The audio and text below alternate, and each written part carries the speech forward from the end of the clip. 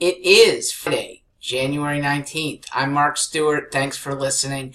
I'm back from a breakfast with other candidates in a forum setting for the CCIA, the Connecticut Construction Industries Association. And I want to comment about one question I got after the speaking was done. It was querying how I could expect people who are addicts to reform. Now this comes because we need them to reform. And we shouldn't be paying for an unwillingness to reform. So at what point is it an unwillingness of the mind versus a chemical control that no mind can help? I believe the power of the mind is so heavy and hefty that anything can be helped. People can block out pain. They can walk on coals if they want to. People with the right mindset can even overcome the horrifying addiction that makes you want to run over your mother in order to get drugs. You have that horrible craving. It is horrifying in sounding. I haven't experienced it. But people do recover. They often recover with help. And some of that help is from God. And some of that help is from neighbors who recognize that God might be the one to put your reliance in. All the 12-step methods that have been successful have as one of their steps, I believe it's usually step 1, to recognize that there is a God who would be looking out for you. Accepting that tends to lead to a bettering of yourself.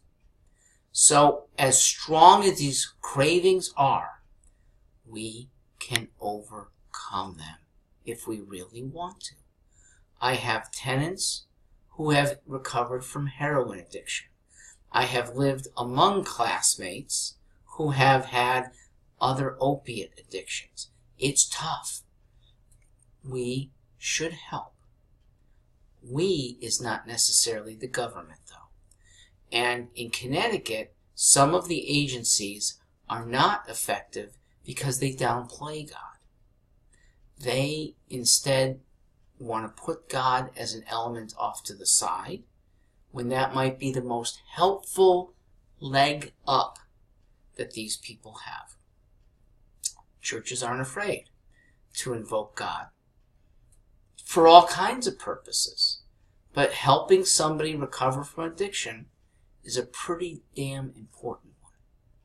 As far as lesser addictions, addiction to smoking, addiction to ice cream, addiction to gambling, porn, there's so many things that with willpower, which every one of us has, it need not tether our lives. Smokers, it's a Friday right now. I know that across America, there will be Jews who smoke, but will stop for 25 hours because God says you do not kindle a flame on the Sabbath. Orthodox can be just as addicted to smoking as other people, but when they put their reliance on that higher power, and that higher power commands no smoking on the Sabbath, they stop. Anyone can. It takes willpower. Please, let's not have our state agencies deny the willpower that might be added with better communal and more relationship to a higher power.